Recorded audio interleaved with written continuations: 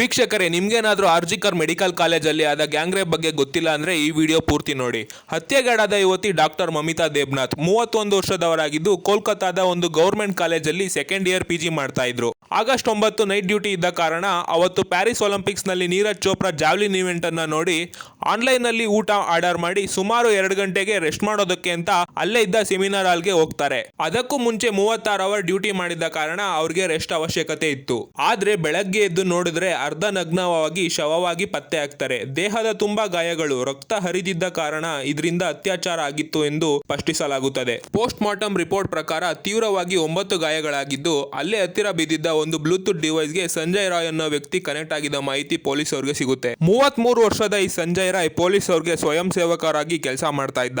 Police ಪರಿಚಯ ಇದೆ ಅಂತ ಎಲ್ಲ ಬೇಕಂದ್ರಲ್ಲಿ ಆರಾಮಾಗಿ ತಿರುಗ್ತಾ ಇದ್ದ. ಯಾವ ಡಿಪಾರ್ಟ್ಮೆಂಟ್ ಬೇಕಾದ್ರೂ ಹೋಗ್ತಾ ಇದ್ದ. ಹೀಗಾಗಿ ಘಟನೆ ನಡೆದ ರಾತ್ರಿ ಕೂಡ ಮಲಗಿದ್ದ ವೈದ್ಯ ಮೇಲೆ ಅತ್ಯಾಚಾರ ಮಾಡಿರೋದಾಗಿ ವರದಿ ಬಂದಿದೆ. ಅತ್ಯಾಚಾರ ಆಗಿದ್ದ ಜಾಗದಲ್ಲಿ 150 ml ಅಷ್ಟು ವೀರ್ಯಾಣು ಪತ್ತೆ ಆಗಿದ್ದು ಒಬ್ಬ ವ್ಯಕ್ತಿ ಕೈಯಲ್ಲಿ ಅಷ್ಟೊಂದು ವೀರ್ಯಾಣು ಪ್ರೊಡ್ಯೂಸ್ ಮಾಡಲು ಸಾಧ್ಯವಾಗೋದಿಲ್ಲ. ಹಾಗಾಗಿ ಈ ಅತ್ಯಾಚಾರದಲ್ಲಿ ಒಬ್ಬರಿಗಿಂತ ಜಾಸ್ತಿ ಜನರು ಭಾಗಿಯಾಗಿದ್ದು ಇದು ಒಂದು ಗ್ಯಾಂಗ್ ರೇಪ್ ಆಗಿದೆ. ಆದ್ರೆ ಕೋಲ್ಕತ್ತಾ ಪೊಲೀಸ್ ಹತ್ಯೆ ಆದ 6 ದಿನಗಳು ಕಳೆದಿದ್ದರೂ ಕೇವಲ ಒಬ್ಬ ಆರೋಪಿಯನ್ನ ಮಾತ್ರ ಅರೆಸ್ಟ್ ಮಾಡಿದ್ದಾರೆ. ಇಷ್ಟೆಲ್ಲ ಗೊಂದಲ ಇದ್ದ ಕಾರಣ ಕೋಲ್ಕತ್ತಾ ಹೈಕೋರ್ಟ್ ಈ ಕೇಸನ್ನ CBIಗೆ ವಹಿಸಿದ್ದಾರೆ.